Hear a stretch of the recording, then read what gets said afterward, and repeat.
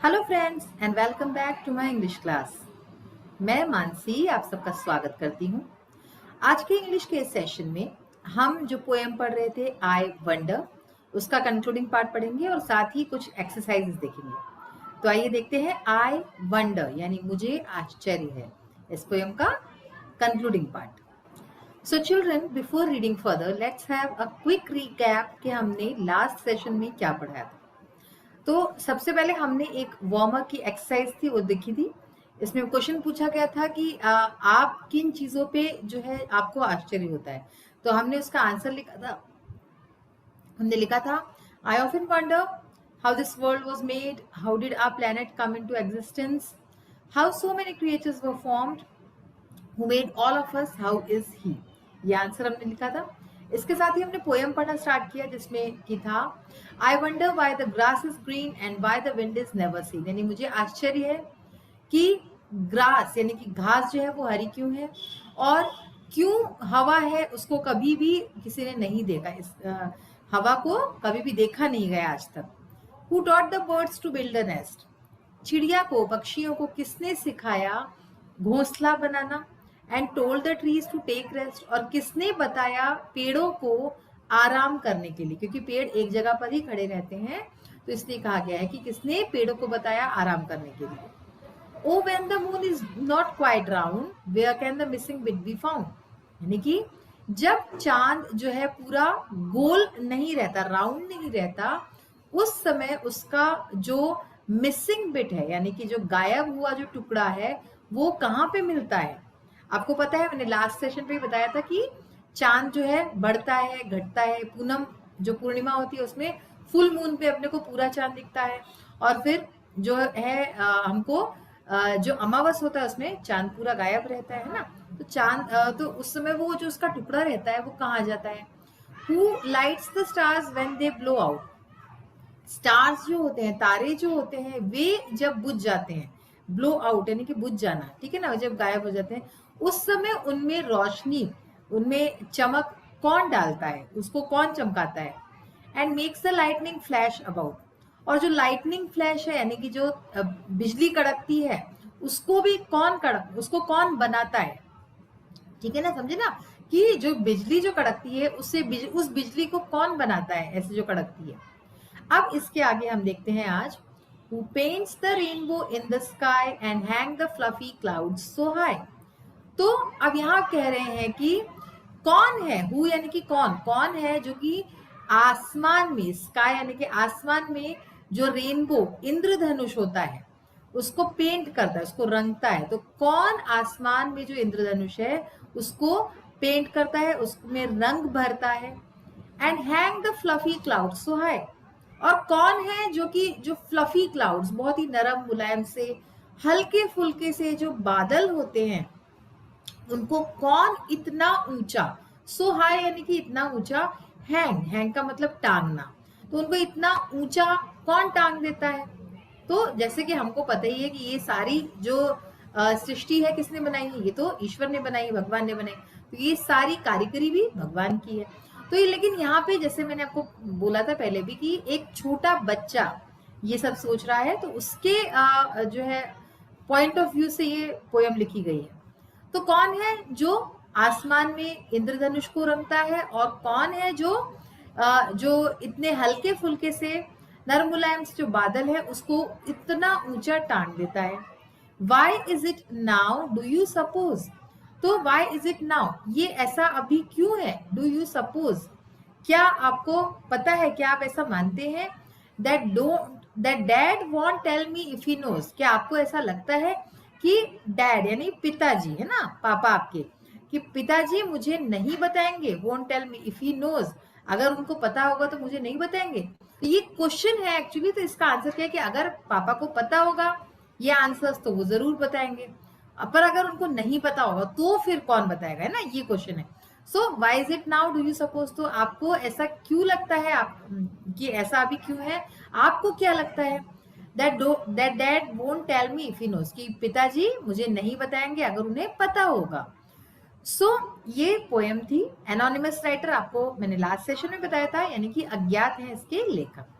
तो देखा आपने कितनी प्यारी पोएम थी। अब देखिए एक चीज देखिए, इस पोएम में जो है हमारे कुछ राइमिंग वर्ड्स होते हैं।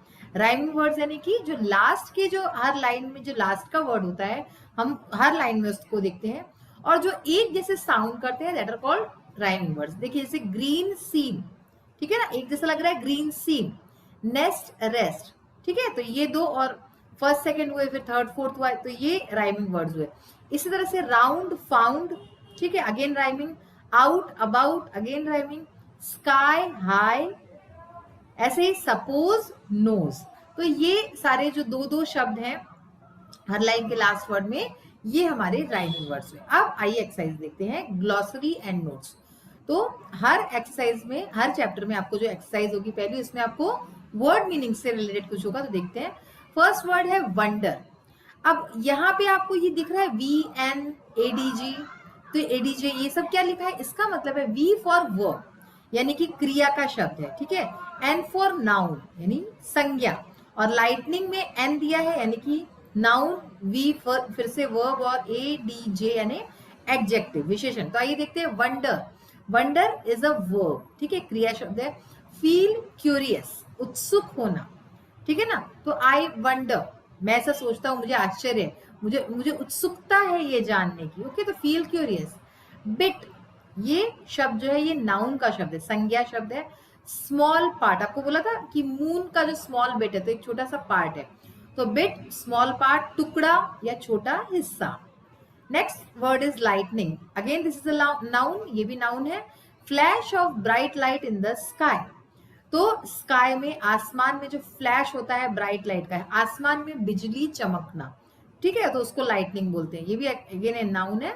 फ्लैश अबाउट, ये वर्ब है हमारा, sudden spread of light all around, यानी अचानक से उजाला हो जाना, अचानक प्रकाशमान हो जाना, अचानक से जब उजाला हो जाता है, that is flash about. And last word is fluffy. Fluffy is an adjective, ठीक है ना, ये एक विशेषण है। क्या क्या गया, फ्लफी क्लाउड, तो क्लाउड जो कि एक नाउन है, उसके लिए फ्लफी एडजेक्टिव यूज किया गया है। वेरी सॉफ्ट एंड लाइट, यानी हल्का फुल्का सा, बहुत ही सॉफ्ट, मुलायम और बहुत ही हल्का सा। तो ये हमारे कुछ वर्ड्स थे। अब देखिए हम आगे जो देखेंगे आज, बेस्ड ऑन योर रीडिंग, देखिए लिखा हुआ है, ऑफ द पोएम से whether the following statements are true और फॉल्स। तो यहाँ कुछ स्टेटमेंट्स दिए, हमें क्या करना है, ये ट्रू यानी कि सही है या फॉल्स यानी कि गलत है, हमें ये बताना है। तो जो स्टेटमेंट सही होगा उसके आगे हम ट्रू लिखेंगे, and which ever is wrong, जो गलत है, उसके आगे हम फॉल्स लिखेंगे। फर्स्ट है the shape of moon is fixed, यानी कि चांद का जो शेप है, आकार है, वो फिक्स्ड होता है, यानी कि वो घटता बढ़ता नहीं है। तो as you can see this is a false statement, तो ये फॉल्स हो गया। The birds make their own nest, यानी कि चिड़िया अपना घोंसला खुद बनाती है, दिस इज ट्रू स्टेटमेंट, तो यहाँ पे आप ट्रू लिखेंगे। The rainbow is not always colourful, यानी कि इंद्रधनुष हमेशा जो है रंगीन नहीं होता, this is also false statement, ठीक है ना, तो इंद्रधनुष हमेशा रंगीन होता है। The stars do not give light, तारे जो है वो लाइट नहीं देते, उजाला नहीं देते, this is also a false statement. तो देखिए हमारा फर्स्ट जो है आप लिख सकते हैं इसमें इस तरह से, first the shape of moon is fixed, false, second statement true, third statement and fourth statement are false, ठीक है, तो फर्स्ट थर्ड फोर्थ फॉल्स है एंड सेकेंड इज ट्रू। आप इस तरह से इसके आंसर्स लिख सकते हैं। तो बच्चों आज हम एक्सरसाइज का इतना ही पार्ट करेंगे। आइए इसके आगे की जो एक्सरसाइज है हम अपने पीपीटी फोल्डर में देखते हैं, पीपीटी में शेयर करते हैं। So as you all know children, we were in the last session we were doing think and write, यानी कि सोचो और लिखो, तो उसी के कुछ क्वेश्चंस जो है पेंडिंग थे, तो उसको अब हम देखते हैं। The third question is what opinion do you form about the speaker, जो स्पीकर है यानी कि जो कविता बोल रहा है उसके बारे में आपकी क्या राय है, आपने क्या राय बनाई। The speaker is a child of high mental level, speaker जो है यानी कि जो ये कविता बोल रहा है वो एक बच्चा है जिसका की मेंटल लेवल बहुत हाई है, यानी कि बौद्धिक जो उसका जो लेवल है वो बहुत हाई है। ही इज इंटेलिजेंट, वो बहुत ही इंटेलिजेंट बच्चा है ना, बुद्धिमान है। His mind is full of queries and questions, और उसके दिमाग में जो है कई सारे सवाल जो है भरे पड़े हैं। तो ये हमारी राय है स्पीकर के बारे में। Next question is what is the question in the and suggest about the speakers attitude towards his dad. तो जो आखिर में जो 2 लाइन में जो क्वेश्चंस थे, उससे जो है जो ये जो क्वेश्चन जो थे एंड में, वो क्या सजेस्ट करते, क्या बताते हैं कि स्पीकर का जो एटीट्यूड है, यानी उसका उसके पिता के प्रति क्या एटीट्यूड है, उसके बारे में क्या बताता है ये जो 2 क्वेश्चन है। तो देखिए, the question coming in the end of the poem suggest that the boy is undecisive, यानी कि जो लास्ट में जो 2 क्वेश्चंस आते हैं पोएम के, वो ये बताते हैं कि जो लड़का है वो बहुत ही अनडिसाइसिव है, यानी कि उसमें शायद निर्णय नहीं ले पा रहा है। वो डिसीजन यानी क्या होता है, मतलब निर्णय, अनडिसाइसिव यानी कि जो निर्णयात्मक शक्ति है उसकी वो नहीं ले पा रहा है। He is not sure that his dad knows the answers of his questions, वो श्योर नहीं है, उसे पक्का नहीं मालूम कि उसके पिता को ये सारे सवालों के जवाब मालूम है या नहीं। And even if he knew it, it was doubtful that he would answer to all of his queries.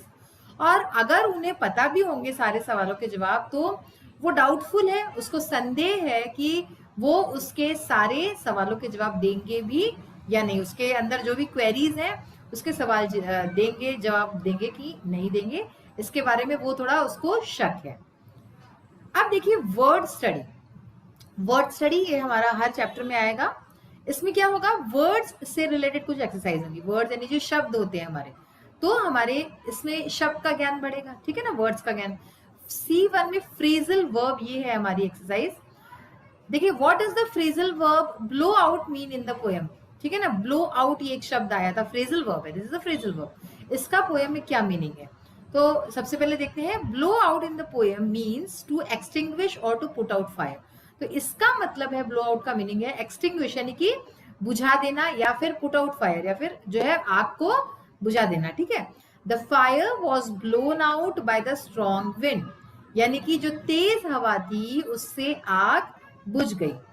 तो यहाँ पे एक सेंटेंस आपको दिया है देखने के लिए, ताकि आपको इस समझ में आए ब्लो आउट का मीनिंग। The fire was blown out by the strong wind, तेज हवा के झोंके से आग बुझ गई।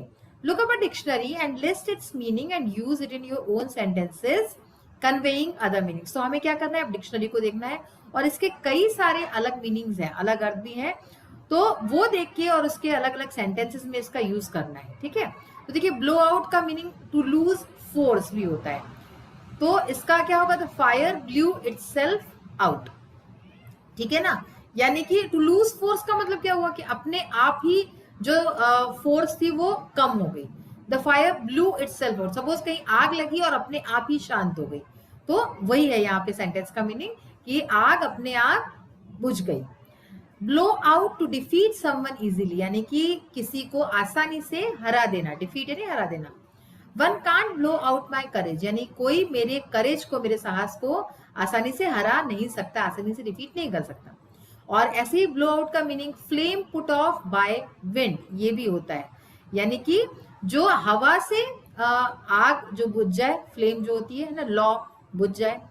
The candle blew out as he open the window, जैसे उसने विंडो यानी कि खिड़की खोली, तो उसकी जो कैंडल्स थी वो बुझ गई, ठीक है ना, मोमबत्ती बुझ गई। अब है इसी में आगे, इसी एक्सरसाइज में लुक अप अ डिक्शनरी, यानी एक डिक्शनरी को देखिए and list other phrasal verbs that begin with blow.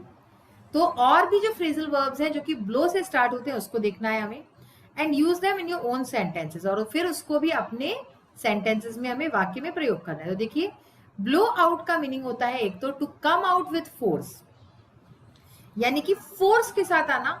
With the explosion the high flames blew out from the building, यानी कि जब एक्सप्लोजन हुआ, एक्सप्लोजन आप समझते हो ना, जब धमाका होता है तेज, तो एक्सप्लोजन के साथ हाई फ्लेम्स यानी कि बहुत ही ऊंची ऊंची लपटे जो है बिल्डिंग से बाहर निकली, तो फोर्स के साथ बाहर निकली है ना। टू ब्लो अपॉन, इसका मतलब क्या है, टू स्पीक इल ऑफ, किसी के बारे में बुरा भला बोलना, टू ब्लो अपॉन, ठीक है। It is bad to blow upon your friends, तो यानी कि अपने दोस्तों के बारे में बुरा भला बोलना ये बुरी बात है, ठीक है। To blow one's own trumpet, इसका मीनिंग हुआ टू प्रेज वन सेल्फ, खुद की तारीफ करना। कई लोग होते हैं अपनी खुद की तारीफ खुद करते रहते हैं। He is master in blowing his own trumpet, यानी कि वो अपनी प्रशंसा करने में, अपनी तारीफ करने में मास्टर है, ठीक है। तो ये हमारे कुछ जो वर्ड्स थे ब्लो आउट से रिलेटेड, और हमने और भी अलग अलग फ्रेजल वर्ब्स देखे उससे रिलेटेड, और उसके सेंटेंसेस में यूज देखा। तो बच्चों, आज हमने क्या सीखा, हमने कई सारी चीजें सीखी। हमने जो है पोयम पढ़ ली पूरी, इसके साथ ही जो न्यू वर्ड्स थे उसके मीनिंग्स देखे, नाउन वर्ब एडजेक्टिव क्या था, और जो है ट्रू फॉल्स देखा साथ में ही। अभी जो हमने जस्ट किया तो इसमें कई सारे फ्रेजल वर्ब्स नए नए, उनके मीनिंग्स, उनका जो है किस तरह से सेंटेंसेस में यूज करना है। अगर हो सके तो आप लोग सेंटेंसेस में यूज करना खुद भी सीखिए, है ना, खुद भी ट्राई कीजिए कि आपको किस तरह से लिखना चाहिए। आज का ये क्लास आपको अच्छा लगा होगा, ऐसा मैं आशा करती हूँ। In the next class, in the next session, we will soon meet. Till then, take care of yourself. Have a nice day. Bye.